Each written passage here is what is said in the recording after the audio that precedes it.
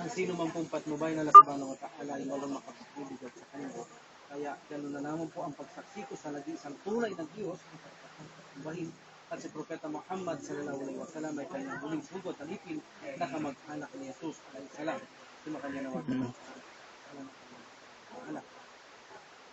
At ikupo kayo ni brother upang ipahayag kayo po kayo yung Islam na marahil ngayon niya pa po ang damaling aral ng Islam.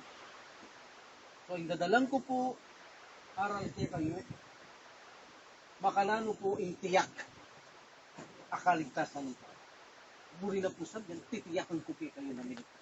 Tiyak po. Isabihin, alang invento, wala pong invento, wala itong pandaraya, walang bayad, hindi ko kailangan ang inyong bayad o ano pa mang ibibigay na marami, marahil sa mga ginagawa ng iba, kaya kailangan magparami organisasyon dahil kailangan nila ang salapi. Hindi po ganito. Ang kailangan ko po, ginagawa ko lang ito bilang obligasyon ko para sa kakilang maglilika na ito'y tungkulin namin maiparating ang kanyang mensahe mula sa mga propeta, lalo na huling propeta na si Muhammad.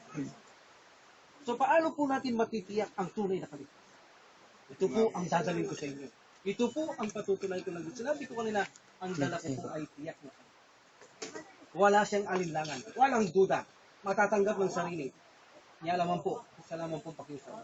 Pabayaan muna natin pagbigyan ng ating mga damdamin na maunawahan niya sa sabihin ko. Dahil kapag binadlangan po natin ito at nagmataas ang timano, ay tiyak na hindi niyo mauunawa ng ating sabihin. Kaya pabayaan po natin maging malaya pansamantala. Una sinabi ng Allah subhanahu wa ta'ala mula sa original na teksto ng banal na Quran, uling aklat na dala ni Propeta Muhammad sallallahu alaihi wasallam pagkatapos nito. Sabi niya po, innal ladina amanu wa amilus salihati ulaika ashabul jannah. Arabic po, original po. Nasa original po yan. Sabi niya, katotohanan ang sino mang sumampalataya sa akin at gumawa siya ng mabuti, mananahanan siya sa paraiso kung iha kalidoy, magpatayan man. Hindi na siya mamamatay. Hindi na po siya mamamatay. Kung maniniwala tayo, sabi niya, kung maniniwala kayo sa akin, kung gagawa kayo ng mabuti. Ang paggawa po ng mabuti at masama ay madali. Ang paksahin po natin kung paano natin sa kikilalanin. Ito po ang mahalaga. Kasi po, kung kahit nakilala mo, kung kahit na gumawa kayo ng mabuti, kung hindi niyo naman kilala ang Diyos, sino po ang tatanggap sa mabuting gawa? Kaya kailangan unahin muna ang pagkilala bago ang paggawang mabuti. Kaya sabi niya, maniwala muna kayo sa akin at saka kayo gumawa ng mabuti. Hindi naman maniwala lang tayo, hindi na tayo gagawa ng mabuti. Hindi nga po. Di po ba? Okay. So, ganito po natin siya makikilala. Napakadali. Wala pong doubt, walang alinlangan. Ang unang paraan upang makilala natin ang Diyos, kailangan po siya mismo ang nagsabi sa kanyang pangalan at mismo ang nagsabi na siya ay sambahin. Hindi po yung ipinangaral ng isang mangangaral o isang nakasulat na pinasasabi ng Diyos na siya sambahin o siya sambahin ganito ang kanyang pangalan. Kailangan po hindi ganun. Mismo kailangan po siya ang rekta.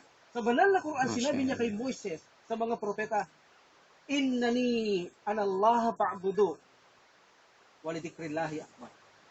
Sabi niya, innani anallaha fa'budini la ilaha illa ana fa'buduni walidikrillah. Katotohanan Moises, Ibrahim, Jesus, Muhammad, ako ang Allah. Sinabi niya na po ang pangalan niya. Ako ang Allah.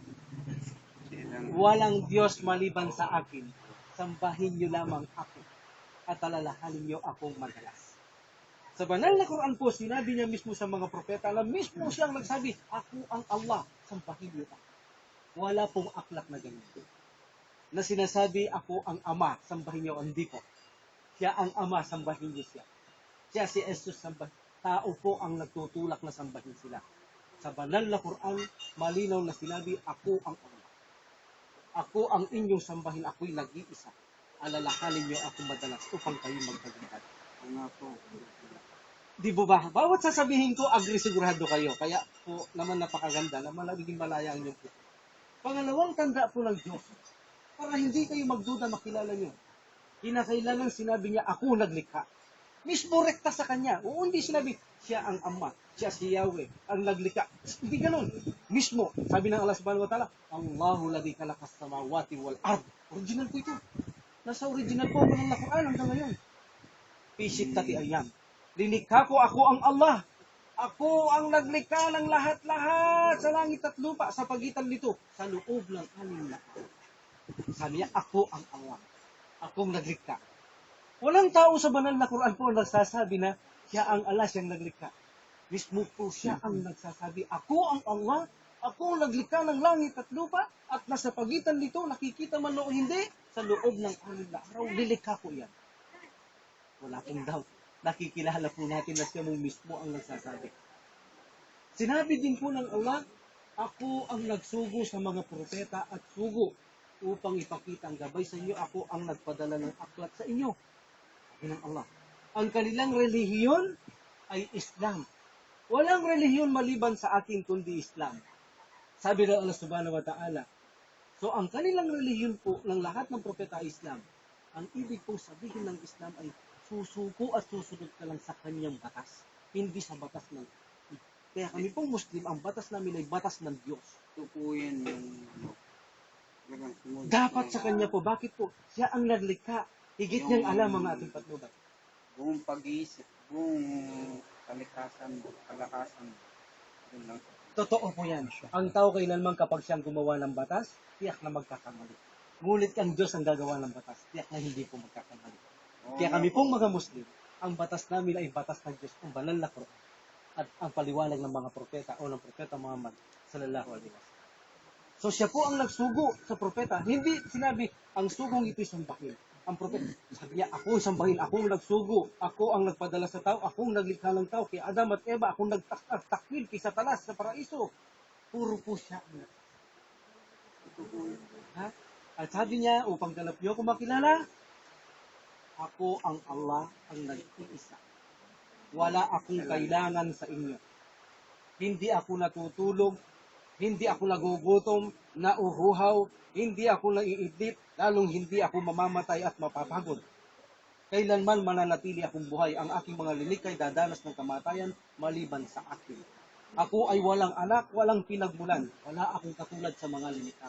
Iyan po ang katangian. Na sinabi lahat ng propeta apat. Wala siyang nag-iisa, wala siyang pangangailangan, wala siyang pinagmulan at walang anak at wala siyang kamukha sa kanyang mga lilikha. Kapag ganyan po ang Diyos na paniniwala natin, siya mismo nagsabi na ang Allah ang pangalan niya, na sinabi rin ni Jesus, Eli, sa Biblia sinabi ni Moses, Elohi, pare-pareho po yan, semantic language po yan, ang kahulugan ay isa. Naglalaman po ng 100 laman to. Kapag sinabi mo pong Allah, naglalaman siya ng 100 na higit na pangalan, nasa kanya lamang po ito. Halimbawa po, ang pinakamakapagin.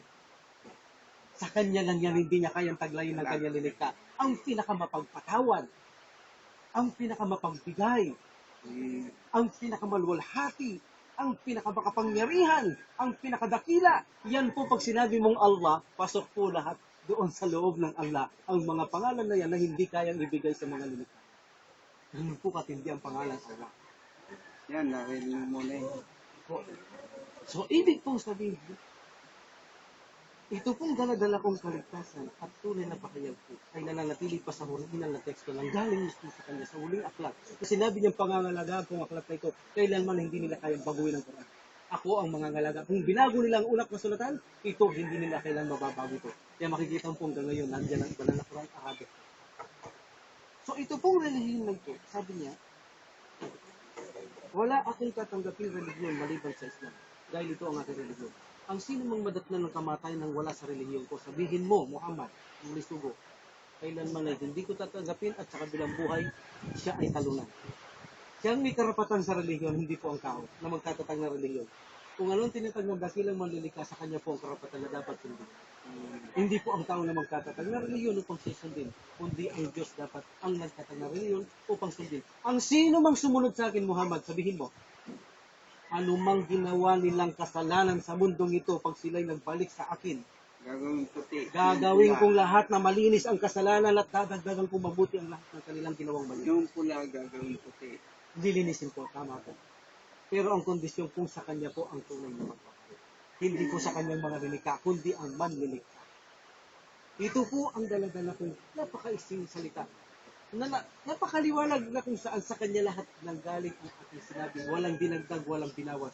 Kundi kasi bawal sa amin yun. Kundi O yung mula sa bawas. lahat. Wala po. Mismo sa kanya nanatili sa Arabic ang mga sinabi ko. Ito po ang aming sinasamba. At sinasamba ng lahat ng mga propeta.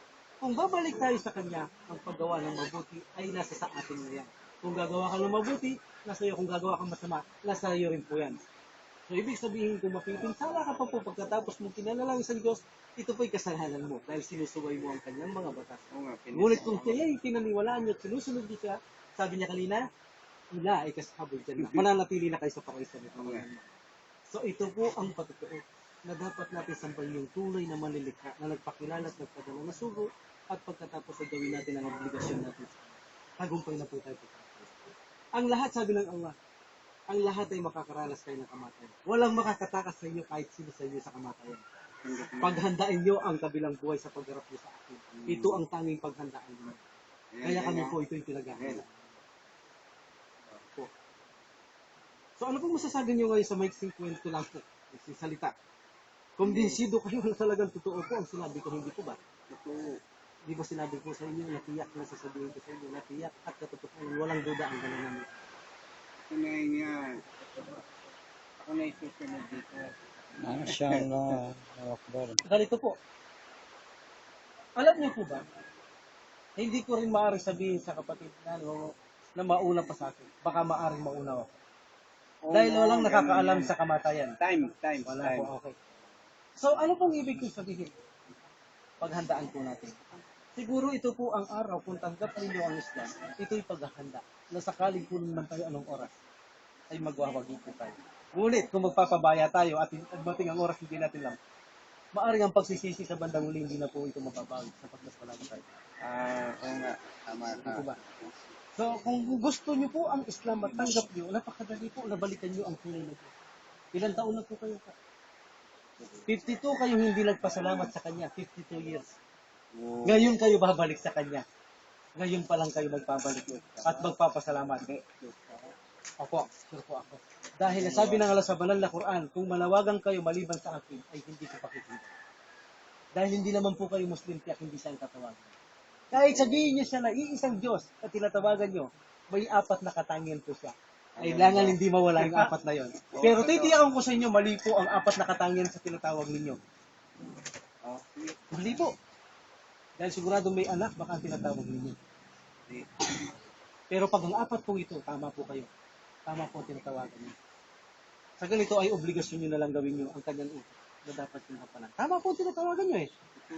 Ngayon, may obligasyon kayo kung saan tinatawagan niyo. Yun po ang kasunod yung gagawin niyo. Sabi niyo, tumatawag kayo, nakikinig siya, tama sa inyong tinatawag, tama ang katangian, may obligasyon kayo ngayon. Dahil kung hindi niyo gagawin ito, kahit kilala niyo ang Allah, Natural lang yun. May bless. Ako. so, para po maging ganap yung paniniwala niyo po, para magkaroon ng pangalan yung tinatawag, yung tamang pangalan. Ganun ba? Po, kasi kung tatawag kayo ng Ama o Diyos, hindi po ito ang po. Lalaki po yung mga yun. Ang Allah po ay walang katulad, walang kamukha. Sabi niya, wala akong kagaya sa aking inika. Hindi pwede sabihin babae o lalaki. Kaya pwede pong, hindi natin pwede tawagin sa ganun, kundi tawag sa kanya talaga ang Allah. Yun po ang tamang pangalan. Opo. Hindi po. Ano? Papasukin niyo po ang Islam, nasa sa inyo. Sabi ng Allah, wala sabi dito sa reliyon. Hindi ako nangangailangan. Kayo ang mawawalan, hindi ako. Kung kayo yayakap sa akin, para sa inyo. Kung ako'y tatalikuran nyo, para din sa inyo. Ako'y walang pangangailangan sa akin mga delikado. Paano? Paano pong pagpasok sa Islam? Madali po. Hindi po kailangan ng maraming proseso. Hindi katulad ng ginagawa ng iba. Sa Islam po, lahat may karapatan ng tao. Mahirap, mayaman, nag-aral o hindi na makapasok sa paraiso. On the spot, kailangan may karapatan agad makapasok. Sige. Sabay lang po kayo sa aking sasabihin. May sasabihin po ako na sasabayin nyo lamang. Pagkatapos po ay nakapagpalit na kayo sa kanya sa pamamagitan ng pagsaksi lang. Sasaksi lang. Ganun lang po kadali yun. Papatutunayan nyo lang na siyang sasambahin nyo. Okay po, pero hindi po. Kailangan po ito. Kung ito po ay bukol sa loob ninyo, gaya na sinasabi ko, siya pong nakakaalam. So, sasabay lamang po kayo sa Oo sasabihin ko. nga. Sa kanya lang Okay. talaga. So, kailangan po ito, qualified po kasi ito para makapagbalik din sa kanya. Tingnan niyo po mamaya kung tama po itong, kung nasabi niyo na po ito o hindi. Hindi po. Payag po kayo. Nayakapin ng Islam. Kuya, sumabay ka, no? Kuya, Oh, sige. lakas lang po natin ng konti. Dahil marami po makakarinig siguro nito. Dahil Oh, yung ano. po, ito po malaking ano rin sa kapatid nating mga nakikinig sa internet ay maibahagi ito. Hindi. Kasi pagka sinabi ko, ito yun. Opo. Allahu Akbar. Allahu Akbar. Mashallah. So, ganito po ang sasabihin ninyo. Sumabay lang po kayo, lakas nyo ng konti. Ashhadu Masyado. Allah Allah. ilaha Ilaha. illallah. Ilala. Walang tunay Walang tunay na Diyos na Diyos. na karapat dapat Karapat dapat. sambahin Sambahin. maliban ang Allah. Maliban ng ala. At ako'y sumasaksi Ako'y sumasaksi na si Propeta Muhammad na si Propeta Muhammad ay huling ay huling sugo sugo ng Allah. Allah. At si Jesus, Siya si Yeso, anak ni Maria, anak ni Maria, ay isa ring sugo siya ang sugo at propeta propeta ng Allah.